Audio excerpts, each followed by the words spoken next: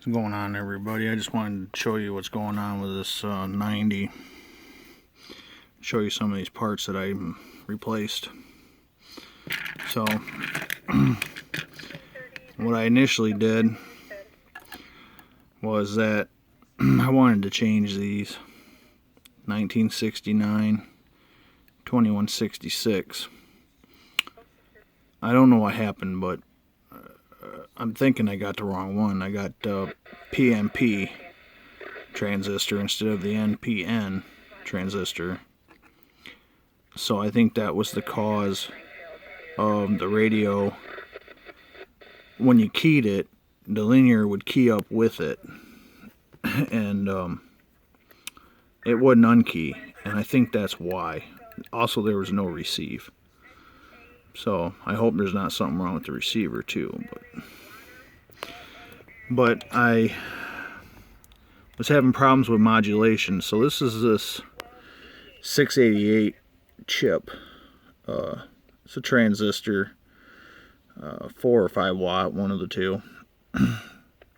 And I also replaced this one, which was probably not bad, but nevertheless. And the audio to me sounds better, but I ran into problems with the linear and the transistors not showing any wattage. This is a 1969 knockoff Japan version, but it looked like it was okay. This one, I tested the old 2166, and I can't tell if it's bad or if it's just because it's a NPN and not a PNP transistor. So, and then we came in here and we changed a few of these capacitors up here. This one here was for, I think, for the Roger beep. I'm not sure what this one was, but I believe I replaced it too. This 5-volt transistor right here is a step-down transistor for probably, I don't know, this PLL circuit or what have you. But anyway, this transistor got so hot that it melted the solder on the bottom half, so 2 poles were initially soldered together. I have no idea. But anyway, I ordered and replaced it, and also replaced this capacitor. But it too gets really super hot, so I don't know what is wrong. I know there's a voltage pod right here, and it's supposed to be set at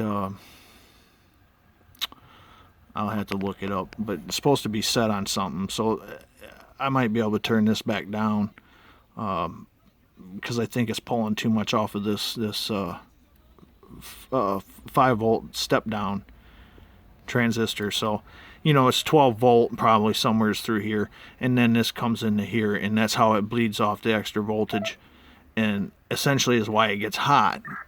But why it's getting too hot, I don't quite understand. These are your frequencies. It don't even bother messing with these, because if you do, you'll throw it off. It has a deviation for FM, and if you turn any of these 3s like I did, you'll throw it off. This is your audio board, also your echo board. You could easily get a modulator, or one of those things Motormouth Mall does, and be able to put this in here, or just use this board and build your own. That's what's kind of neat about these. But basically, that's just a little audio board, or echo board, and that's about it. I mean, and this right here, this is your pre-driver. See if I can't, right here, that little guy right there, that's your pre-driver. And if you have these that have no sound but show wattage, check this. One of the first things I should have done was check this, because what happened is the solder had a cold solder joint on this pre-driver. So this could have triggered the audio problem, but I'm not 100% sure. All that I know is that it would cut in and out with the audio, and if you wiggled this with your finger, it would move. So I turned it over and found where this is on the PC board, and one of the legs had this cold solder joint had broke. It had a crack in it, and you can't see that stuff unless you have a magnifying glass. I have a jeweler's lobe, or whatever they call them, and you can't see these bad solder joints without a magnifying glass. So I ordered more 2166s that are NPN and not PMP. I think these 69s were bipolar, so I'm not sure if it probably doesn't matter on that one. I mean, they'll go either direction. That's why there's diodes on them. And if there's still a problem with it not showing watts, I'm pretty sure that the diode on that might be bad. So we're back to square one. We did, however, change that chip out to a 688. And then there's quite a few resistors in here too, back by this audio board and all that. This is your audio chip. And there's a couple resistors in here. Let me see. One of them ones is a 470. 470. Anyway, they have you switching those around. Don't do that. It doesn't work. Even if you volt this,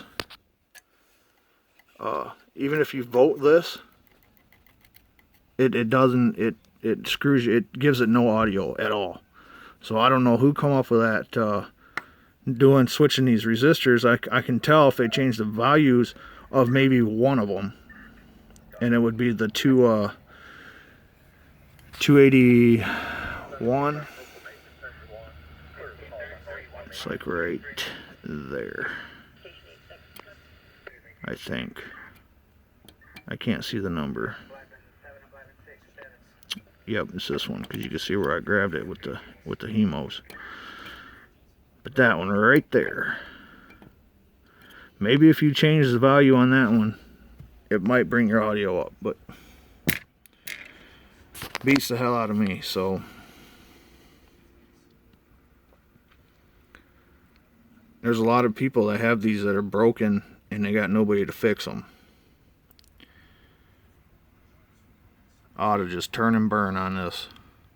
Send them my way. $200-300, I'll have them back to you, and I'll be laughing all the way to the bank.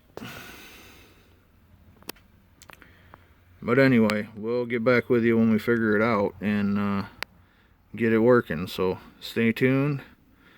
Thanks for everybody's likes, dislikes, shares, comments. Don't forget to subscribe and do all those wonderful things that makes YouTube great.